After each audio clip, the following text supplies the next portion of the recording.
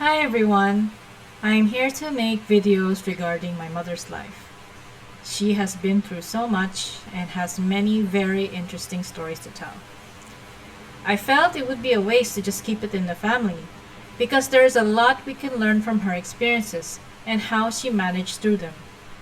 I can promise you that she had a very eventful life. So, my mother's background. She was born in 1953 on a small island called Kapul. She is the 13th child of 15 children, in which the eldest child has a 23-year difference. Now, I know what you're thinking. 15 children! How could they have considered having that many children?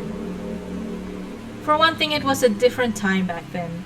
A small island like Kapul wouldn't be able to access any birth control, nor was family planning ever introduced. Also, my grandparents were very young when they got married.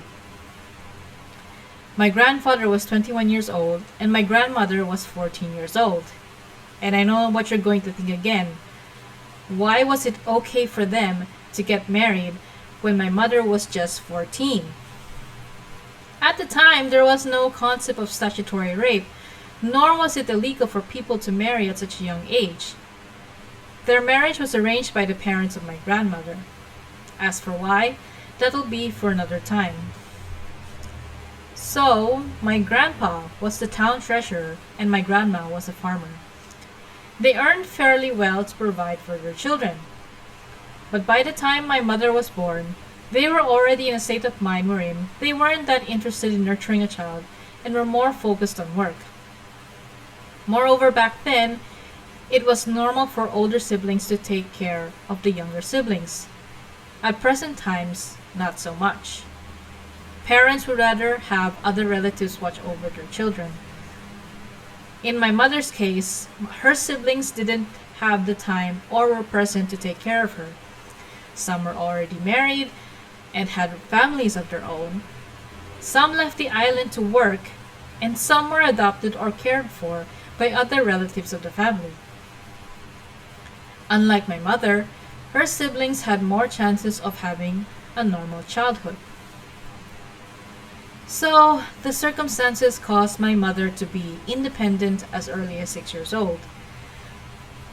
And in any case, my grandmother was nearby if anything truly happened. It just didn't happen a lot. For context, I feel it is important to talk about the personality that the people of Kapul have. They are very tough and brave people, especially during my mother's childhood. Violence was often their first reaction to any sort of conflict. This is because the island was often attacked by pirates. To understand this better, the island is placed between two straits, which brought all sorts of currents. These currents make it very difficult to travel by sea. Kapul is often known for its huge waves and unpredictable currents. It was very rare for the sea to be calm.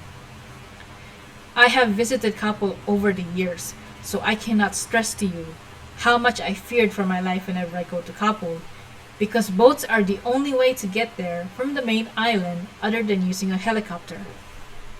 There was even a visit I had where the boatman tried to brave through the rough waves, and my mom knew if he continued with his speed, we would topple over, since it was a small boat. So she asked him to stop and chastised him for not adjusting his speed for the waves.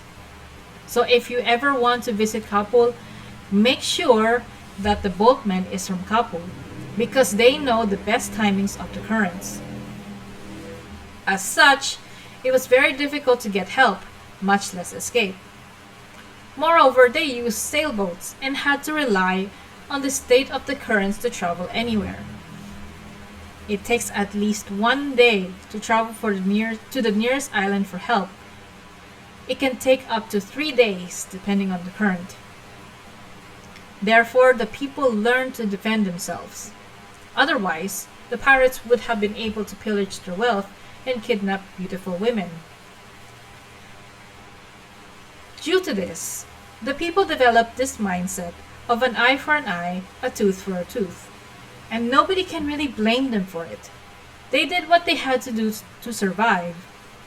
This thinking still exists today, although the people have become more level headed. Still, if a person kills another, and the family of the victim would take revenge on the killer, the family of the killer would consider it even and would never go to court. It is actually very rare for people to even go to court. My mom has experienced one pirate attack, and that was during her childhood. Pirates tried to steal from the wealthiest families, but the authorities, having improved by then, reacted quickly and managed to gun down the pirates. They couldn't escape themselves because of the currents. My mom was actually able to see their bodies when they were gathered up after the attack. As for me, I've never experienced anything like that whenever I visited the island. It seems that it was during my mom's childhood when they stopped attacking the island. As for why, probably because the reputation of people has reached them, or since it was difficult to leave the island to begin with, they may have thought it wasn't worth it anymore.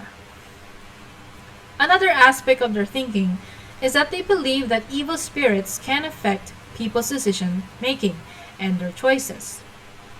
The presence of spirits is something the Filipinos believe in even to this day. When my mom was 6 years old, Grandma had asked her to watch her two younger siblings. Again, I know it's weird that her mom had asked a 6-year-old to watch over basically a toddler and a baby, but that was the way it was back then. At the time, my mom thought of the idea of pinching her youngest sibling, which she did. At the time, and as she grew older, she thought she did it because an evil spirit took over her. But over time, she realized she did it because she wanted to get the attention of her mom so that she comes home earlier and my mom could go out to play. She almost had never had an opportunity to play, which is quite sad to me. She spent most of her free time pounding palay, cleaning a portion of the house, fetching water from the springs, and washing dishes. Pounding was so difficult because there was no rice mills. She had to do it the old-fashioned way. She didn't even have time to study because if she didn't pound, there was no rice, and rice is an important aspect to Filipinos. Now, people no longer believe that evil spirits have anything to do with their bad choices, but the belief in spirits still exists. So, there is another part of the people's culture I want to talk about because it is something that still exists to this day.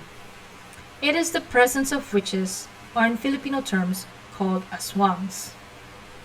Aswangs are not your typical witches that you see in movies or in horror shows. In fact, I don't think the term witches accurately describes them, so I will just continue to call them aswangs. Aswangs are described to be able to shapeshift, but most of the time they usually take on a human form to blend in. But according to myth, their actual appearance is that they are very thin and lanky. Think of Gollum from Lord of the Rings, but human-sized. The people of Kapul, known as Kapulinos or Abaknons, believe in the presence of aswangs to this day. Normally, because of their ability to shapeshift, you wouldn't be able to differentiate them from normal people. It is only on particular moments when you can tell that a person is an aswang. Firstly, their eyes would glow. This does not happen all the time. Secondly, their irises would turn red. This will not be mistaken for bloodshot eyes. Their eyes would truly take on the color red. Thirdly, these people cannot be found when a person is sick or if there is a pregnant woman. It is believed that they would take the shape of a pig or a dog, as these animals are commonly found in Kapul, and would sneak underneath the houses or on top of the roofs in order to take in the fluids that come out when a person is coughing or the fluids within the pregnant woman's belly. My relatives had explained to me how this happens. So, what they would do is that they would either go underneath the house or on top of the roofs, and then either through the window or through the gaps between the boards underneath, because the houses of Kapul, usually there is a 1 meter space between the ground and the first story level of the house, so that the animals can roam around even underneath the house. So aswangs have ridiculously long tongues in which they use them to sneak their way through the gaps or through the windows and then gather up the fluids found from the sick person's bedroom or wherever they may be. Or with a pregnant woman, it is said that they would pierce the belly of the pregnant woman in order to gather up the fluids within the belly.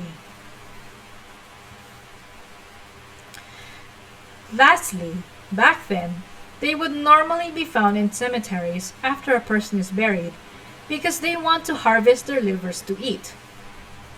Nowadays, this doesn't happen because burials would involve embalming of the human body, so the liver cannot be considered fresh.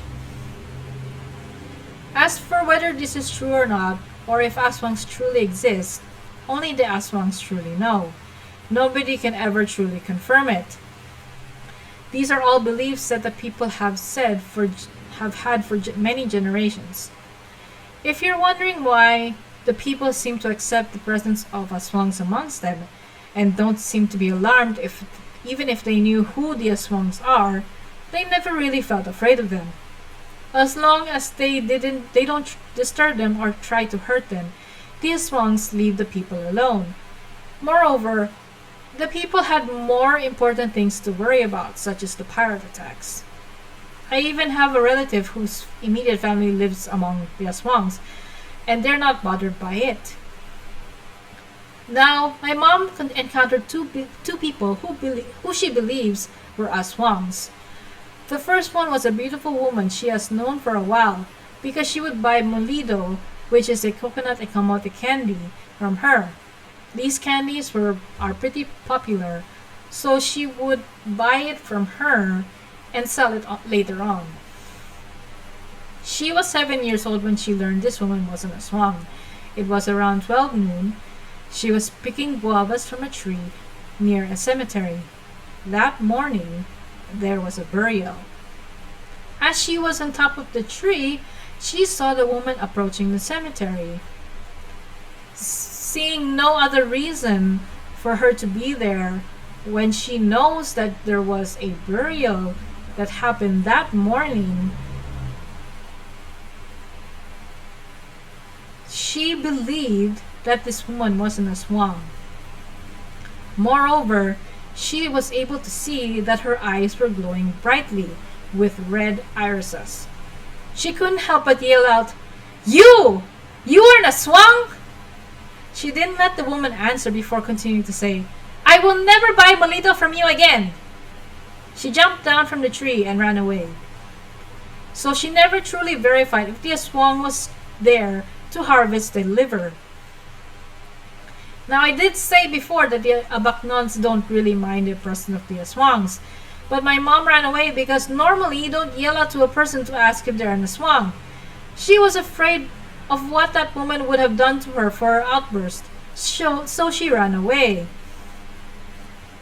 The second aswang she encountered was a ridiculously tall man. He was almost 7 feet tall. My mom was not a direct participant of this encounter. She was merely a bystander because her house was nearby when the incident happened. This aswang was bringing coconut wine to sell.